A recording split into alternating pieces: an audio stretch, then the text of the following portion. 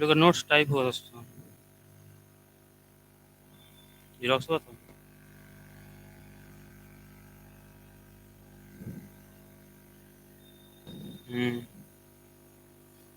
Type तो हो गया था जय जी बोले तो टाइप हो गया। हाँ विकी फोन किया था उसी पर किया मैं।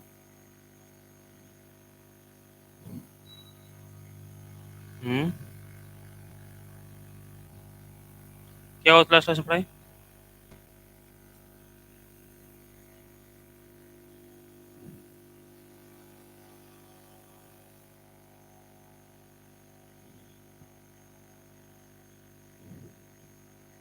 एपो में किस हो गया था?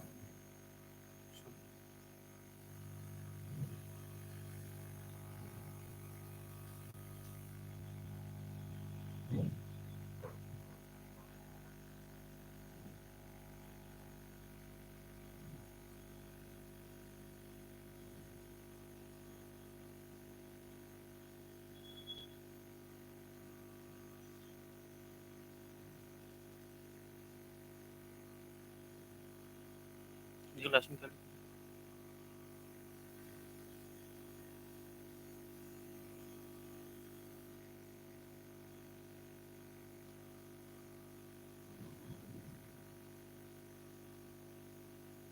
पेरिकार्प। ये पेरिकार्प क्या होता है? हाँ पेरिकार्प। पेरिकार्प पढ़ा जाएगा बाद में। उसको देखते हैं पेरिस्पर्म।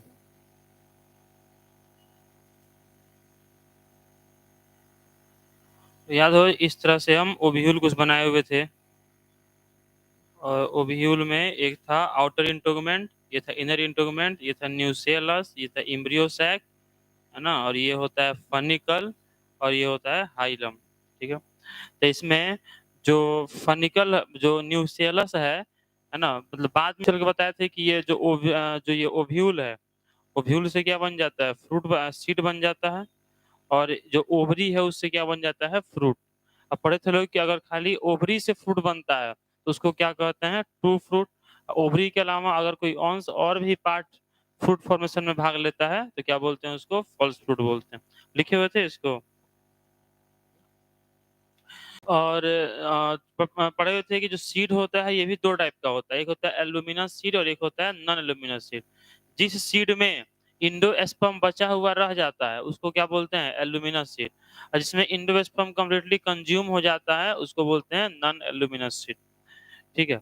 अब सीड के साथ किसी किसी में क्या होता है कि ये जो पेरिस्पर्म है ये बचा हुआ रह जाता है, ये जो न्यूसेलस है अंदर, जो न्यूसेलस है ये भी बचा हुआ रह जाता है। जिसमें न्यूसेलस बचा हुआ रह जाता है उसको बोलते हैं पेरिस्पर्म। क्या बोलते हैं इसको, पेरिस्पर्म बोलते हैं। लिखिएगा ऐसे कि the persistent nucellus, the persistent nucellus,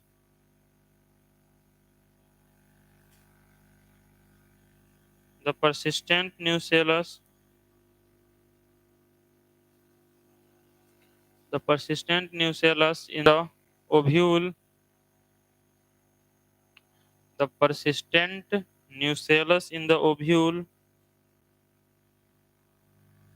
the persistent nucellus in the ovule is called,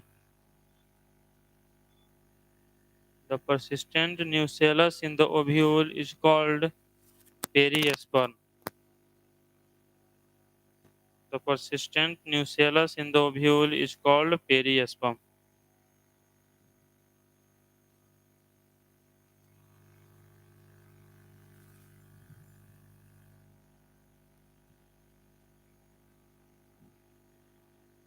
example लिखिएगा, beetroot, beetroot. Example में beetroot, comma, black paper.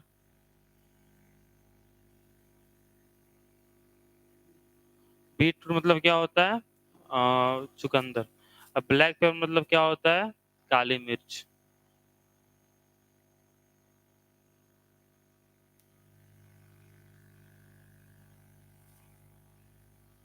चुकंदर, चुकंदर जो होता है ना, चुकंदर नहीं जानते, चुकंदर नहीं जान, सब्जी होता है, सलाद के तौर पे यूज किया जाता है। अरे नहीं बोलते, बीट नहीं पीते, बीट का रस भी मिलता है, जूस भी मिलता है वहीं beet, beetroot black pepper, बस एग्जाम्पल याद रखना है, ठीक है, एग्जाम्पल कभी पूछ देता है तो याद रखना। Next,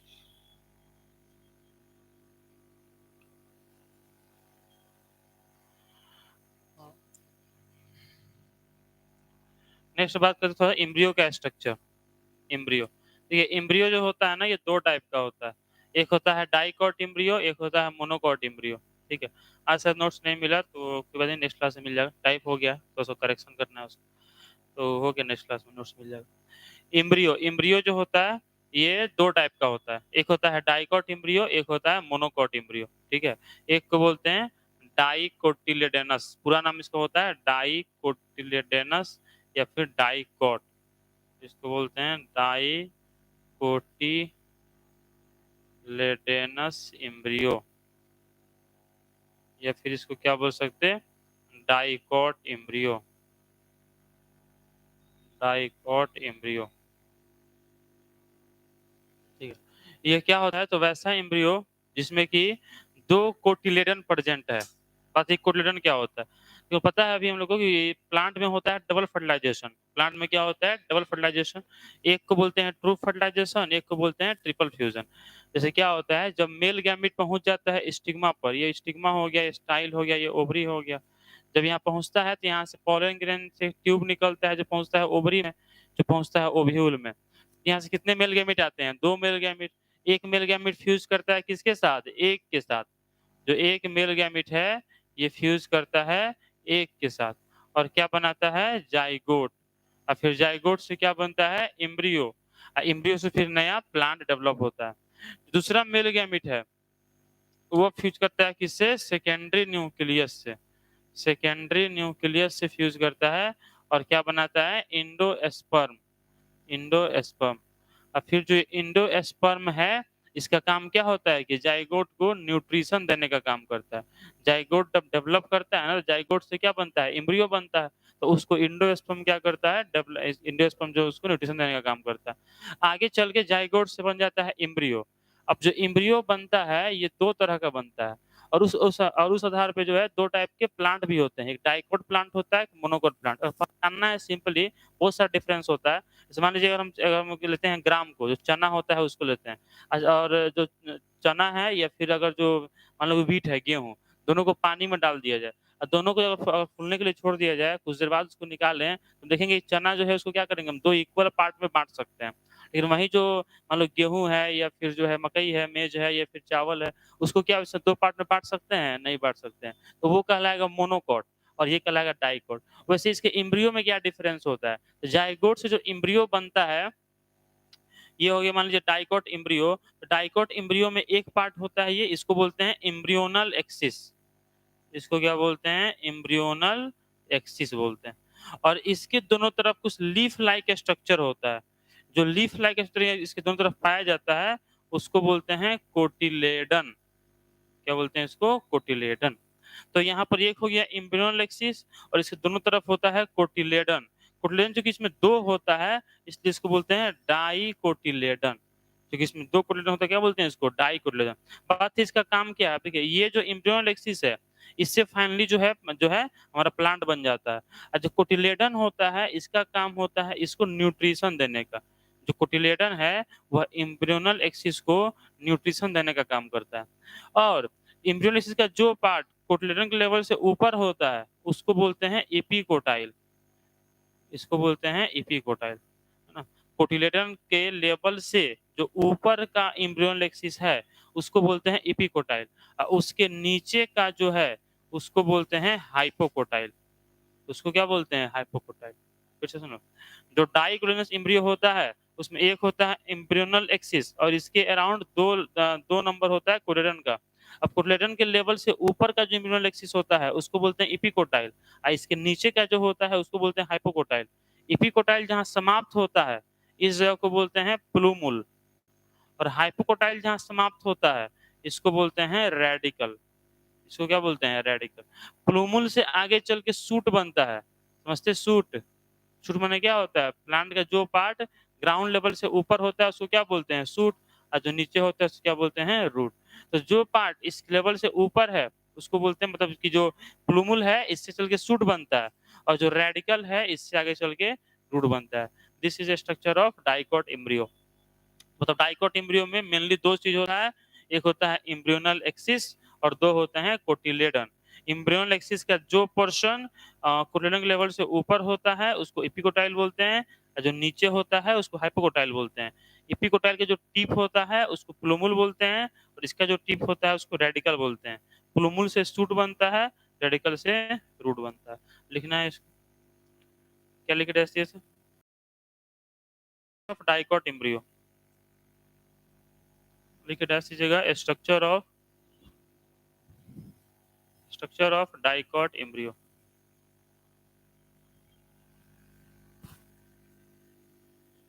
structure of dicot embryo.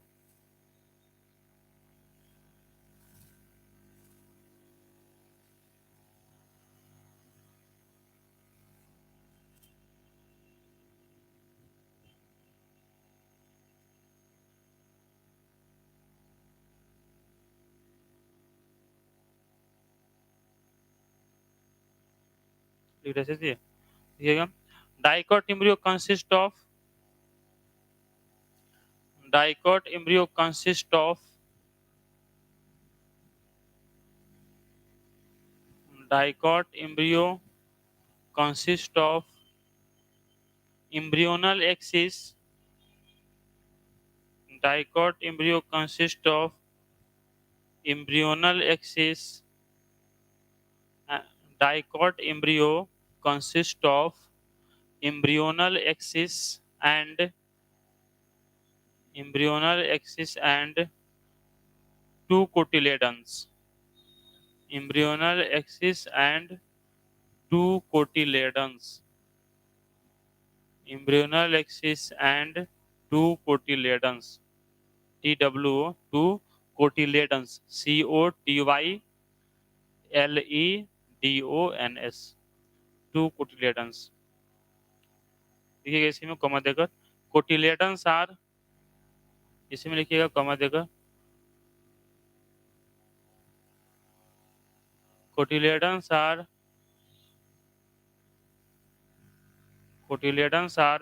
leaf like structure.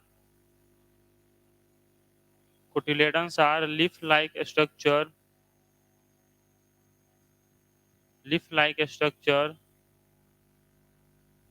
which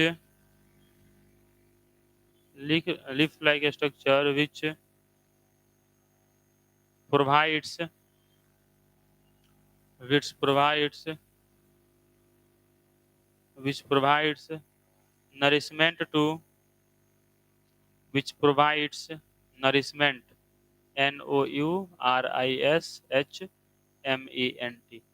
which provides nourishment to developing embryo. Nourishment to developing embryo. Developing embryo. तो कोटिलेडन जो होता है लीफ लाइक होता है, और जो डेवलपिंग एम्ब्रियो है उसको क्या करता है, नरिशमेंट देने का कार्य करता है। नेक्स्ट लिखना है द लेवल ऑफ या the portion of PORTION the portion of embryonal axis level नहीं portion the portion of embryonal axis the portion of embryonal axis the portion of embryonal axis above the portion of embryonal axis above the level of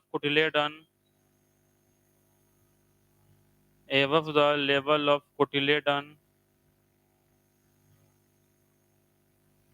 is called epicotyle is called epicotyle is called epicotyle which terminates at which terminates at plumule which terminates at plumule, Plumule, which terminates at plumule, while while while the portion of embryonal axis while the portion of embryonal axis the portion of embryonal axis below the level of below the level of embryonal axis below the level of embryonal axis is hypocotyle is hypocotyle is hypocotyle which terminates at is hypocotyle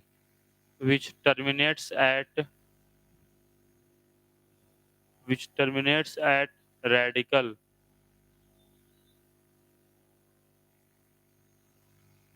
which terminates at radical which terminates at radical इसी में लिखिएगा next में देखिए plumule develops into shoot plumule develops into plumule develops into shoot plumule develops into shoot while plumule develops into shoot while radical develops into root plumule develops into shoot while radical develops into root radical develops into root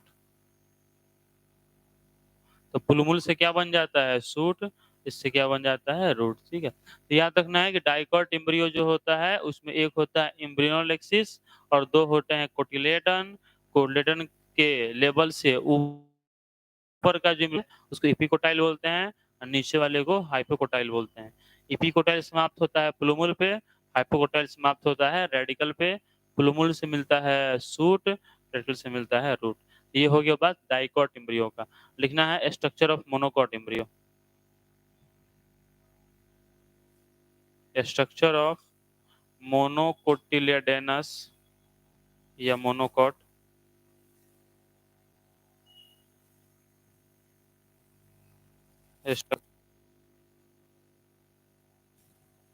monocot embryo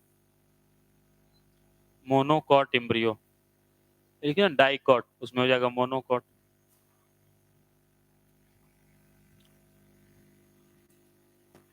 ये इसमें कोई खास difference नहीं है दोनों लगभग same ही होता है एक ही डिफरेंस है प्लस एक ही डिफरेंस है कि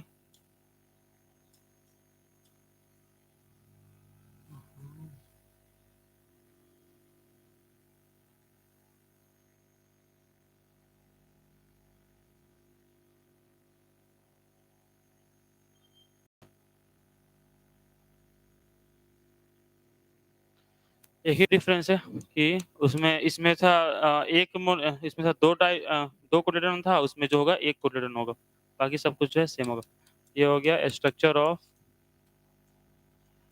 मोनो कोटिलेडनस एम्ब्रियो इसमें जो होगा एक ही कोटिलेडन होगा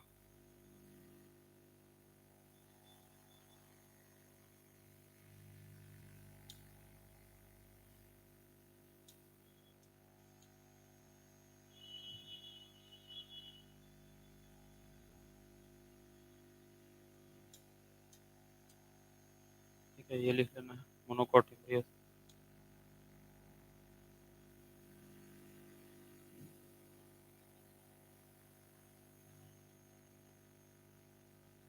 इसमें क्या है कि एक ही होता है देखिए ये हो गया इसमें एम्ब्रियोनल एक्सिस है ना ये हो गया कोटिलेडन इसमें जो कोटिलेडन है एक ही है और इसमें जो कोटिलेडन होता है एक ही होता है और इसको क्या बोलते हैं, इसको बोलते हैं एस्कुटेलम। इसको क्या बोलते हैं, एस्कुटेलम बोलते हैं। बाकी सब कुछ सेम है। तो इसके ये हो गया कोटिलेडन, तो इसके ऊपर के लेवल का इसमें एक कोटिलेडन हो गया, और ये पूरा हो गया क्या, एम्ब्रियोनल एक्सिस। मतलब एम्ब्रियो में दो चीज होता है, एक होता है एम्ब्रियोनल एक्सिस, एक होता है कोटिलेडन। अगर एक है तो मोनोकॉट, दो है तो डाइकॉट। तो ये हो गया इसमें एम्ब्रियोनल एक्सिस, और ये हो गया कोटिलेडन। अब कोटिलेडन के लेवल से ऊपर का जो है, इसको क्या बोल देंगे, इपिकोटाइल। ऊपर वाले को क्या बोल देते हैं, इपिकोटाइल। और जो नीचे वाला है, इसको क्या बोल देंगे, हाइपोकोटाइल। इपिकोटाइल जहाँ समाप्त होता है उसको क्या बोलेंगे, सूट। और जहाँ हाइपोकोटाइल समाप्त होता है उसको बोल देंगे, मतलब इसे सूट बनेगा लेकिन इसको बोलते क्या, प्लूमुल। इसको बोलते हैं प्लूमुल, जहाँ समाप्त होता है। और ये जहाँ समाप्त होता है उसको क्या बोल देते हैं, रेडिकल। प्लूमुल से सूट बनता है, रेडिकल से रूट बनता है। एक ही चीज डिफरेंट है कि इसमें प्लूमुल के ऊपर भी एक कवर होता है, और जो रेडिकल है इसके ऊपर भी एक कवर होता है। प्लूमुल के ऊपर जो कवर है उसको यहाँ पर बोलते हैं कोलियोप्टाइल। प्लूमुल के ऊपर जो कवर है उसको बोलते हैं कोलियोप्टाइल, और रेडिकल के ऊपर जो कवर है उसको बोलते हैं कोलियोराइजा। इसके ऊपर जो कवर है उसको बोलते हैं कोलियोराइजा। मतलब कि जो मोनोकॉट एम्ब्रियो है उसमें एक हो गया एम्ब्रियोनल एक्सिस, और एक हो गया कोटिलेडन। कोटिलेडन को इसमें बोलते हैं एस्कुटेलम, और कोटिलेडन के लेवल से ऊपर का जो एम्ब्रियोनल एक्सिस है उसको बोल देंगे इपिकोटाइल, नीचे वाले को हाइपोकोटाइल। मतलब सेम, ये जहाँ समाप्त होता है प्लूमुल, ये जहाँ समाप्त होता है रेडिकल। प्लूमुल के ऊपर कवर होता है कोलियोप्टाइल, और जो रेडिकल है इसके ऊपर कवर होता है कोलियोराइजा। बस यही तो बात याद रखना है। पहला बात इसमें एक ही होता है कोटिलेडन, उसको स्कुटेलम बोलते हैं। इसमें एक और यहाँ पर स्ट्रक्चर होता है, इसको बोलते हैं इपीब्लास्ट। इपीब्लास्ट क्या है, एक रिड्यूस कोटिलेडन है। मतलब जो इसमें भी कोटिलेडन है वो दो होना चाह रहा था, लेकिन एक बढ़ नहीं पाया। जो नहीं बढ़ पाया उसी को इपीब्लास्ट बोलते हैं, और एक यहाँ पर ग्रो कर गया, ये इसको एस्कुटेलम बोलते हैं। और इसमें जो है प्लूमुल के ऊपर होता है कोलियोपटाइल, इसके ऊपर होता है कोलियोराइजा। ये बस याद रखना है, लिखना है डैश से, लिखना है। In monocot embryo, in monocot embryo, embryonal axis, in monocot embryo, embryonal axis and embryonal axis and only one embryonal axis and only one cotyledon is present, only one cotyledon is present, only one cotyledon is present, which is called scutellum. Only one cotyledon is present, which is called scutellum, which is called scutellum.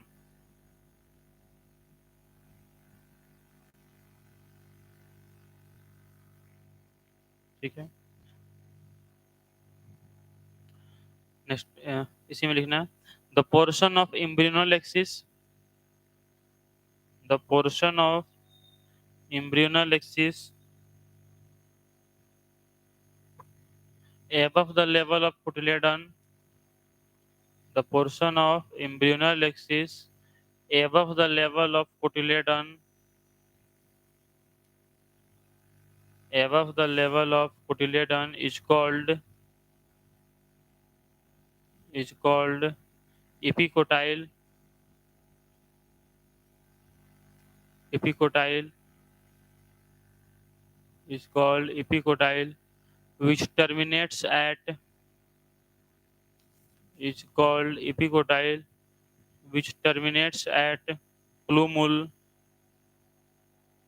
which terminates at plumule, plumule, while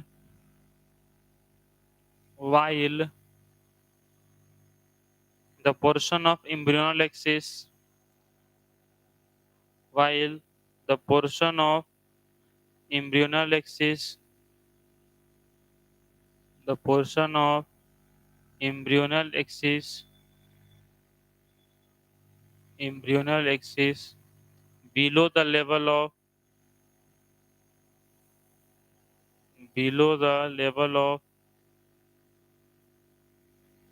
cotyledon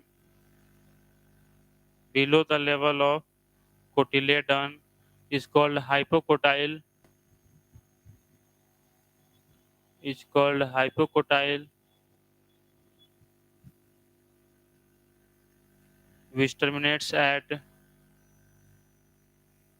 radical is called hypocotyle, which terminates at radical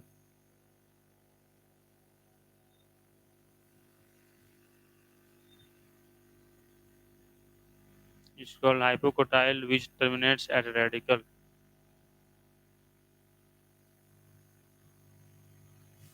इसी में लिखना है plumule is covered by plumule is enclosed by plumule is enclosed enclosed plumule is enclosed by coleoptile plumule is enclosed by लिखे हुए होंगे COLEO ऊपर लिखा होगा coleoptile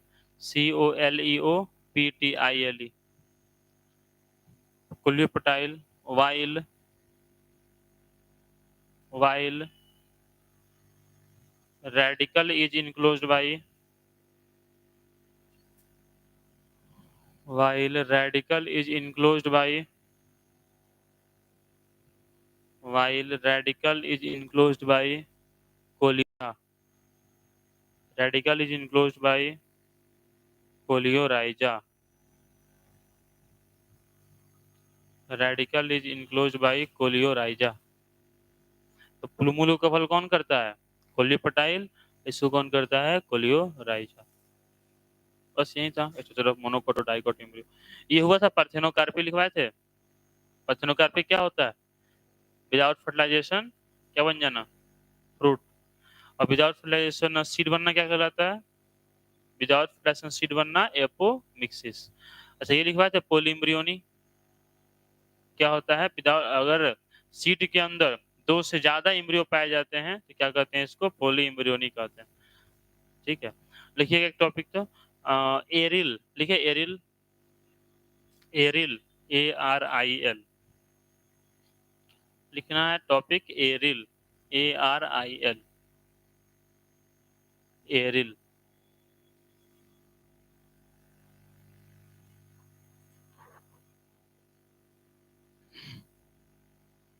ठीक है एरिल क्या होता है तो जैसे कि देखिए ओव्यूल के बारे में ओव्यूल में याद है फनिकल होता है एक फनिकल कौन सा होता है ऊपर वाला पार्ट जो कि प्लासेंटा का पार्ट होता है तो किसी किसी में क्या होता है किसी किसी में क्या होता है किसी किसी सीड में कि जो फनिकल है वो पूरी तरह से सीड को घेर लेता है और वो इडिबल बन जाता है खाने योग्य बन जाता है उसी को एरिल कहा जाता है क्या कहते हैं उसको एरिल एरिल जो है अब क्या बोल रहे हैं कि जो ओव्यूल होता है जो ओव्यूल होता है मान लीजिए ये आपका ओव्यूल हो गया तो ओव्यूल में जो फनिकल है ये ओव्यूल है तो ओव्यूल में ये जो फनिकल है ये नहीं होता फनिकल ये क्या करता है इसको चारों तरफ से आके घेर लेता है जब चारों तरफ से आके घेर लेता है इसी को क्या कहा जाता है इसी को एरिल कहा जाता है और ये जो ओव्यूल है इससे क्या बन जाएगा सीड बन जाएगा ओव्यूल से ना सीड बनता है तो सीड बन गया और इसके चारों तरफ जो ये पाया जा रहा है एरिल ये खाने योग्य होता है एडिबल होता है बात है किसमें होता है लीची में देखे होगे लीची जो होता है इसमें क्या होता है उसमें एक सीड होता है और सीड के चारों तरफ जो पोर्शन होता है वो एडिबल रहता है तो उस चीज को क्या बोलते हैं एरिल बोलते हैं इसके अलावा और किसमें होता है एग्जाम्पल भी बस याद रखना एग्जाम्पल आता है कभी कभी मैंगो में नहीं होता है मिरिस्टिका मिरिस्टिका मतलब क्या होता है जायफल या फिर एनोना मतलब होता है शरीफा तो एनोना में मिरिस्टिका में और लीची में एरिल जो होता है एडिबल होता है लिखना है पॉइंट देखिए एरिल इज द पॉइंट देख लिखिएगा aryl is the aryl is the aryl is the modification of funicle aerial is the modification of aerial is the modification of aerial is the modification of funicle which surrounds the ovule, which surrounds SURROUNDS, which surrounds the ovule, which surrounds the ovule and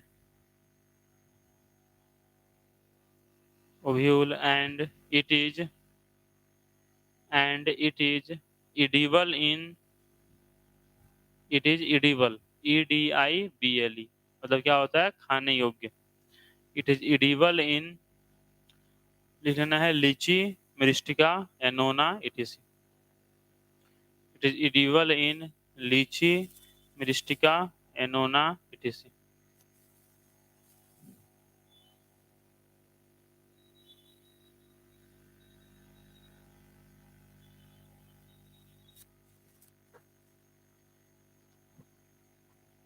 इनमें जो होता है ये edible होता है। हो गया। Next liquidation है प्रोटेंड्री, PROTANDRY, प्रोटेंड्री, PROTANDRY।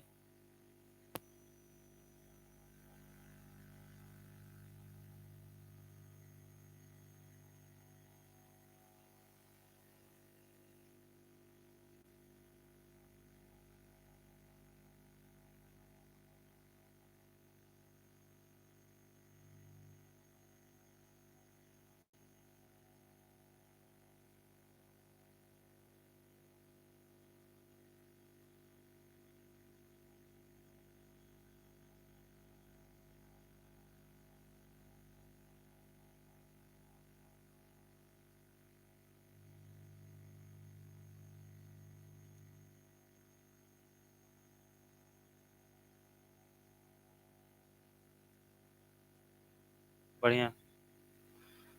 क्या लिख डैश दिया, लिख कर, लिख डैश है ना प्रोटेंड्री, PROTANDRY, प्रोटेंड्री। क्या लिख डैश दिए थे, प्रोटेंड्री है ना, लिख डैश देगा प्रोटेंड्री।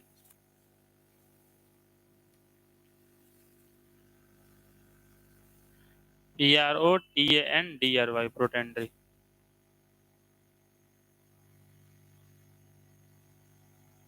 तो प्रोटेंड्री क्या होता है, तो मान लो कि बाइसेक्सुअल फ्लावर है। अच्छा, किसी फ्लावर को बाइसेक्सुअल कब बोलेंगे, जब उसमें मेल पार्ट और फीमेल पार्ट दोनों रहे, है ना। फ्लावर का मेल पार्ट कौन होता है, स्टामेन। फीमेल पार्ट कौन होता है, कार्पेल या पिस्टिल। स्टामेन के कितने पार्ट होते हैं, दो पार्ट, एक होता है एंथर, एक होता है फिलामेंट। और जो फीमेल पार्ट है उसके तीन होते हैं, स्टिग्मा, स्टाइल और ओवरी। ओवरी के अंदर ओव्यूल होता है, ओव्यूल देख चुके, पढ़ चुके ओव्यूल के बारे में।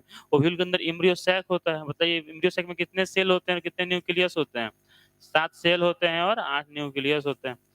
तो अगर कोई बाइसेक्सुअल फ्लावर है, मतलब उसमें दोनों पार्ट है, उसमें से अगर मेल पार्ट, जो फ्लावर का जो मेल पार्ट है, जो स्टामेन है, वो फीमेल पार्ट से जल्दी अगर मैच्योर हो जाता है तो उसको प्रोटेंड्री कहते हैं। उसको क्या बोलते हैं, प्रोटेंड्री। वो जो घटना है, जिस घटना के कारण क्या हो रहा है कि मेल पार्ट फीमेल पार्ट से जल्दी मैच्योर हो जा रहा है, तो उसको बोलते हैं प्रोटेंड्री। और इसका अगर उल्टा होता है, मतलब female part gets mature earlier than male part, this is called protogyny. क्या बोलते हैं इसको, प्रोटोगिनी। तो दो टर्म होता है, एक प्रोटेंड्री, एक प्रोटोगिनी। एनसीईआरटी में नहीं दिया है लेकिन एग्जाम में एक बार पूछा हुआ है, प्रोटेंड्री और प्रोटोगिनी। प्रोटेंड्री क्या है, अगर मेल पार्ट बाइसेक्सुअल फ्लावर में मेल पार्ट फीमेल पार्ट से जल्दी मैच्योर हो रहा है, प्रोटेंड्री कहलाता है। और फीमेल पार्ट जल्दी मैच्योर हो रहा है, प्रोटोगिनी कहलाता है। क्या लिखे रहे थे, protandry. The phenomenon due to which the phenomenon due to which the phenomenon due to which male part of bisexual flower, male part of bisexual flower, male part of bisexual flower gets mature, male part of bisexual flower gets mature, mature, earlier than female part, gets mature earlier than, gets mature earlier than female part, then it is called protandry.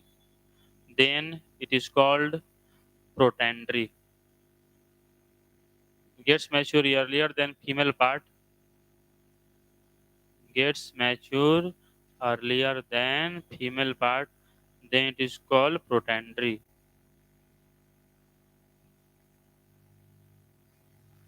जैसे कि किसमें देखने को मिलता है, जो mustard को देखने को मिलता है। मस्टर्ड में जो होता है मेल पार्ट फीमेल पार्ट जल्दी मैच्योर हो जाता है।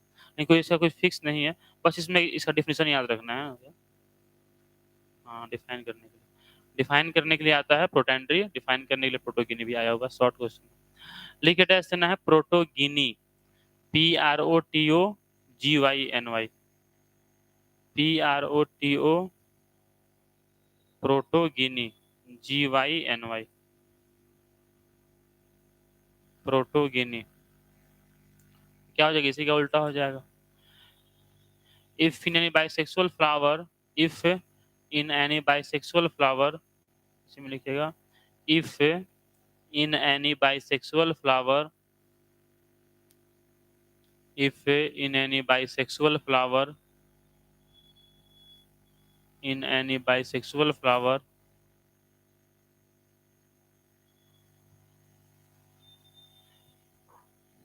female part, female part gets mature earlier than male part, female part gets mature, gets mature, mature मतलब परिपक्व, gets mature earlier than male part, gets mature earlier than male part, earlier than male part, then it is called protogeny, then it is called protogeny.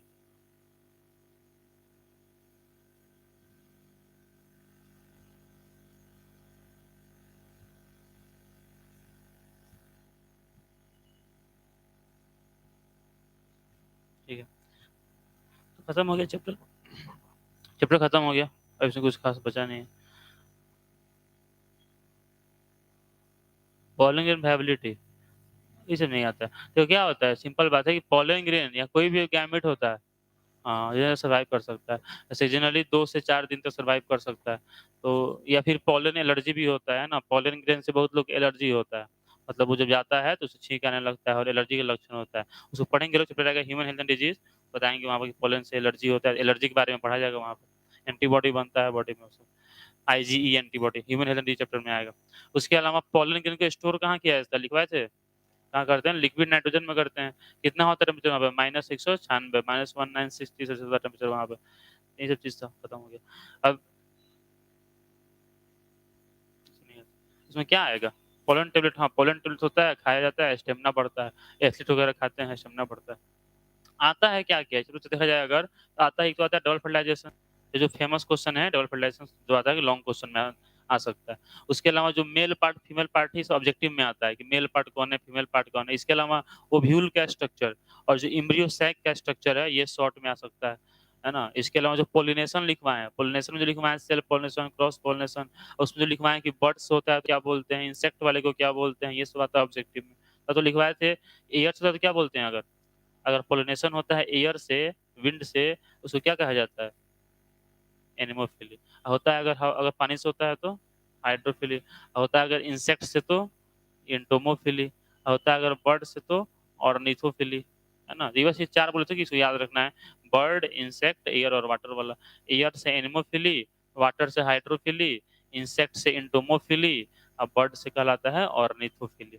इसके अलावा क्या आता है, इसके अलावा आता है ये सब ट्रू फ्रूट फॉल्स फ्रूट। क्या होता है, जो फ्रूट केवल बन जाता है ओवरी से, ट्रू फ्रूट। इसमें ओवरी के अलावा कोई और भाग भी आ रहा है तो फॉल्स फ्रूट।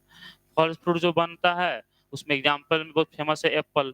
एप्पल में कौन भाग लेता है, तो ओवरी के अलावा थैलेमस भी जो है भाग लेता है फ्रूट फॉर्मेशन में। उसके अलावा albuminous seed, non albuminous seed. अच्छा, सीड जो होता है, सीड किससे बनता है? ओव्यूल से। ओव्यूल के ऊपर कितना इंटेगुमेंट था? 2 गो था ना, आउटर इनर इंटेगुमेंट। तो सीड के ऊपर भी ऐसे 2 गो कोट होता है, एक को बोलते हैं टेस्टा, एक को बोलते हैं टेगमेन। कभी आया नहीं एग्जाम में, कभी आता भी नहीं है। हाँ, लेकिन टेस्टा टेगमेन 2 लेयर होते हैं। और जहाँ माइक्रोपाइल है वहां पर माइक्रोपाइल सीड में भी होता है, जहाँ से कि ऑक्सीजन और CO2 जो है एक्सचेंज होता है, ऑक्सीजन अंदर जाता है, CO2 बाहर निकलता है। क्योंकि सीड कैसा होता है? सीड जिंदा होता है। सीड कैसा होता है? जिंदा होता है ना। सीड के अंदर लाइफ है ना, एम्ब्रियो है, और सीड जिंदा होता है, इसलिए इसमें ऑक्सीजन जाता है, CO2 यहाँ से बाहर निकलता है। सीड जो है रिस्पायरेशन करता है, रिस्पायर करता है सीड। तो ये सब बात है। अब स्टार्ट किया जाएगा जेनेटिक्स। देखिएगा चैप्टर जेनेटिक्स। जेनेटिक्स सबसे बड़ा चैप्टर है, सबसे बड़ा टॉपिक है क्लास 12th में। लगभग मान चलो कि 20 नंबर का क्वेश्चन जो है केवल जेनेटिक्स से आता है। जेनेटिक्स में है 2 चैप्टर, चैप्टर नंबर 5 और 6, principle of inheritance and variation और molecular basis of inheritance. 2 chapter इसमें है। सबसे ज्यादा टाइम लगेगा इसमें, लेकिन क्वेश्चन भी यहाँ से ज्यादा आता है। सबका नोट्स मिल जाएगा। तो लेट हो रहा है तो टाइप ही हो रहा है, इसलिए बोले तो जीरोक्स करा देने के लिए, लेकिन जीरोक्स टाइप ही हो जाएगा तो बेहतर रहेगा। तो टाइप हो रहा है, इसको टाइम लग रहा है, लेकिन 3-4 दिन के अंदर में पूरा चैप्टर नोट्स मिल जाएगा। जितना लिखवाएं सब VBI है, जितना लिखवाएं सब VBI है ना। अभी क्या VBI पढ़ना है? VBI क्वेश्चन लास्ट में मिलेगा, लेकिन देखो VBI कुछ नहीं होता है। बहुत बार क्या होता है, मतलब VBI क्या होता है, जो सिलेबस उसी में से एग्जाम में आता है। हाँ, लगातार पूछ रहा होता है, फिर नहीं आता है किसी साल। जैसे कि बहुत सारा क्वेश्चन है जो कि 3 से 4 साल आता है, किसी साल नहीं आएगा, तो उसपे कुछ नहीं कहा सकता। हाँ, ये कहा सकता है कि कौन नंबर टॉपिक है जहाँ से क्वेश्चन निश्चित है कि आने का प्रोबेबिलिटी ज्यादा है। ऐसा नहीं कहते 100% आएगा, कोई नहीं कह सकता कि 100% आएगा। हाँ, प्रोबेबिलिटी ज्यादा हो सकता है। तो फिलहाल तो जितना लिखा है उसको पढ़ते चलिए, लास्ट में कुछ क्वेश्चन मिल जाएगा उस तरह का, जो मतलब कि लड़ने के चांस ज्यादा रहता है। लड़ भी जाता है, क्योंकि वो मतलब पूरा 8-9 साल का देखा जाएगा तो कुछ क्वेश्चन होता है जो कि हर साल आने का चांस रहता है। तो लास्ट में देखा जाएगा, फिलहाल टाइम है अभी, अभी थोड़ा अच्छे से पढ़ा जाए। जेनेटिक्स में कितना चैप्टर है? 2 चैप्टर है, ठीक है।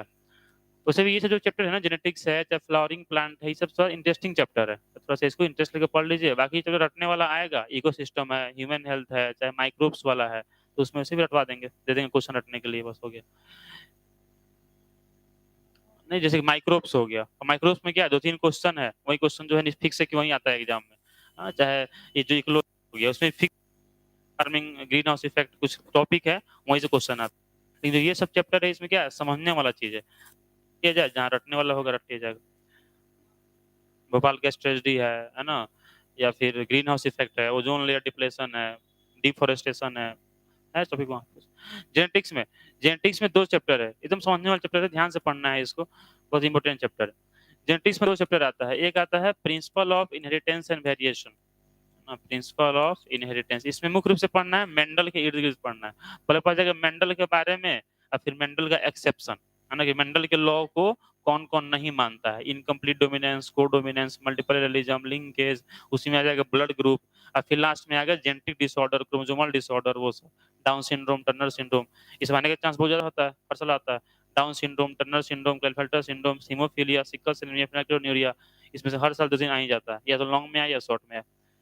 तो principal of inheritance and variation ये होगा, इसमें पढ़ना है मेंडल के बारे में, और पढ़ना है किसके बारे में, जेनेटिक डिसऑर्डर के बारे में, मतलब कौन कौन सी बीमारियां जो कि वंशानुगत होती हैं, मतलब जो एक जनरेशन से नेक्स्ट जनरेशन में जाती हैं, उनके बारे में। और इसी में एक और चैप्टर है मोलिकुलर बेसिस ऑफ इनहेरिटेंस, जिसमें कि मेनली पढ़ना है डीएनए के बारे में, हम लोग की बॉडी में जो डीएनए है उसके बारे में, कि डीएनए कैसे बना होता है, और किस डीएनए डीएनए से फिर क्या बनता है, कैसे बनता है, वो सब पढ़ना है, ठीक है। तो ध्यान से पढ़ा जाएगा, बढ़िया समझ समझ से पढ़ा जाएगा, लिखने का टेंशन है नहीं, टाइम वैसे भी कम लगेगा। जेनेटिक्स, पहली बात जेनेटिक्स क्या होता है। जेनेटिक्स जैसे मान लीजिए कोई चाइल्ड है ना, कोई बच्चा है, कोई बच्चा होता है तो क्या होता है, ये अपने पेरेंट से, अगर इसके पेरेंट्स हैं तो कुछ हद तक चाइल्ड अपने जो पेरेंट्स हैं उनसे सिमिलैरिटी शो करता है ना, और कुछ हद तक क्या करता है, डिफरेंस शो करता है। ऐसा भी नहीं कि 100% सेम होता है, ऐसा भी नहीं कि 100% अलग होता है ना, कुछ ना कुछ इसमें अंतर होता ही है, कुछ ना कुछ इसमें समानता भी होता है। तो दोनों में जो सिमिलैरिटी है, जो समानता है, उसको बोलते हैं इनहेरिटेंस, उसको क्या बोलते हैं, इनहेरिटेंस या फिर वेरिएशन, इनहेरिटेंस या वेरिएशन, सॉरी, इनहेरिटेंस या हेरिडिटी, इसको बोलते हैं इनहेरिटेंस या हेरिडिटी। और दोनों में जो डिफरेंसेस है उसको बोलते हैं वेरिएशन। तो चाइल्ड मतलब प्रोजेनी और उसके पेरेंट्स में जो सिमिलैरिटी है उसको क्या बोलते हैं, इनहेरिटेंस या हेरिडिटी। और दोनों जो डिफरेंस है उसको क्या बोलते हैं, वेरिएशन। और बायोलॉजी का वह ब्रांच जहाँ पर हम लोग इनहेरिटेंस और वेरिएशन के बारे में स्टडी करते हैं उसी को क्या कहा जाता है, जेनेटिक्स कहा जाता है। मतलब आखिर ये इनहेरिटेंस क्यों है, इसका कौन सा मोलिक्यूल, डीएनए हम लोग को पता है, लेकिन डीएनए ही क्यों है, डीएनए कैसे करता है, कैसे लक्षण को लेके जाता है, कैरेक्टर्स को कैसे ट्रांसमिट करता है, वो सब वेरिएशन क्यों आता है, कैसे आता है, तो वही सब जहाँ पढ़ा जाता है उसको जेनेटिक्स कहते हैं। जेनेटिक्स का फादर बोलते हैं मेंडल को, जेनेटिक्स का फादर बोलते हैं ग्रेगर जॉन मेंडल, पूरा नाम था इनका, इनका पूरा जीवनी पढ़ना है, ठीक है, तो खैर हम उतना ही पढ़ने की जरूरत है। ग्रेगर जॉन मेंडल के बारे में कुछ कुछ बातें पढ़ा भी जाएगा जब स्टार्ट होगा मेंडलिज्म। तो ग्रेगर जॉन मेंडल, शॉर्ट में मेंडल ही आता है एग्जाम में, उधर पूछा हुआ है who is called father of genetics, तो मेंडल। उसके अलावा जेनेटिक्स टर्म, जेनेटिक्स शब्द देने का काम किया था बेटसन ने, एक साइंटिस्ट जिनका नाम था बेटसन। बेटसन जो थे इन्होंने जेनेटिक्स शब्द दिया था, और जेनेटिक्स का फादर बोलते हैं ग्रेगर जॉन मेंडल को। ठीक, लिखिएगा इसको 2 पॉइंट, लिखते तो नोट्स नहीं मिल रहा, जब नोट्स मिल जाए फिर लिखना बंद। लिखिएगा। हाँ, टॉपिक लिखना है जेनेटिक्स, लिखना है the branch of biology,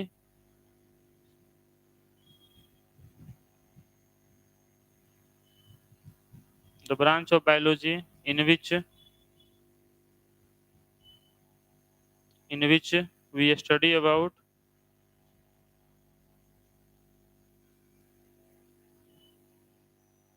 which we study about inheritance and variation, in which we study about inheritance and variation is called inheritance and variation is called genetics।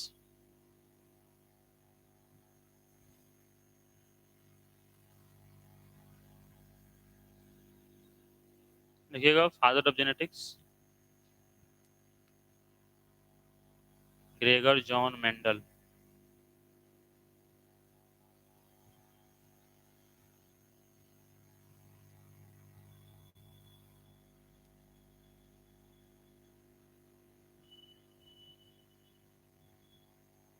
Gregor John Mendel.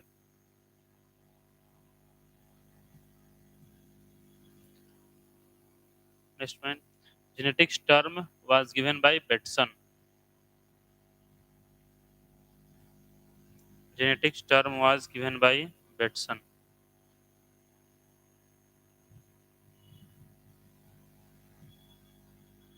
genetics term was given by Betson।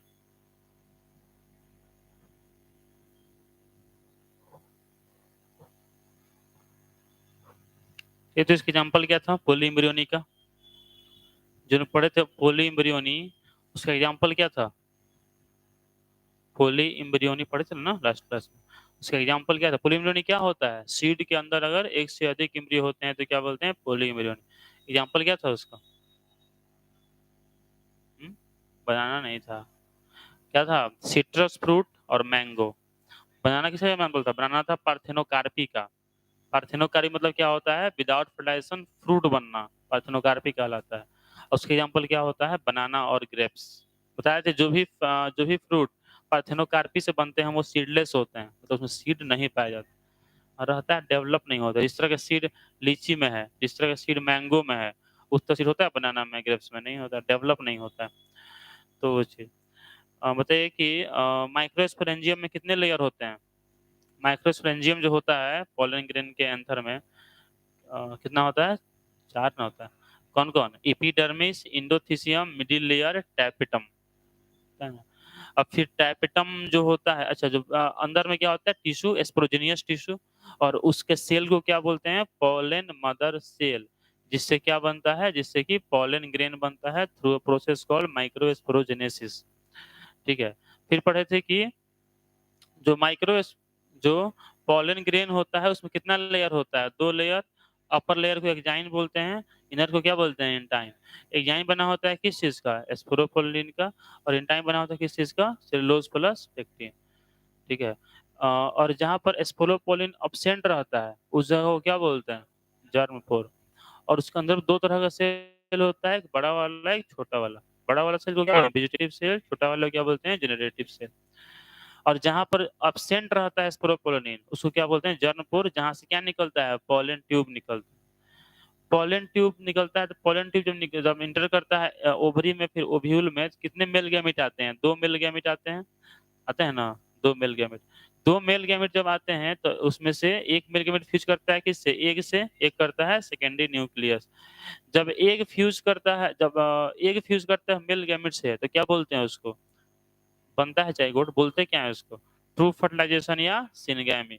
और जब fuse करता है male gamete secondary nucleus से तो क्या बोलते हैं उसको? Triple fusion. और ट्रिपल फ्यूजन और ट्रू फर्टिलाइजेशन एक साथ क्या कहते हैं? Double fertilisation. डिस्कवरी कौन किया था? नवासीन ने किया था। नवासीन ने डिस्कवरी किया था। ठीक है, ये होगी नहीं रहेगा। केमिस्ट्री निकाली। इंग्लिश नहीं होगा आज, केमिस्ट्री होगा।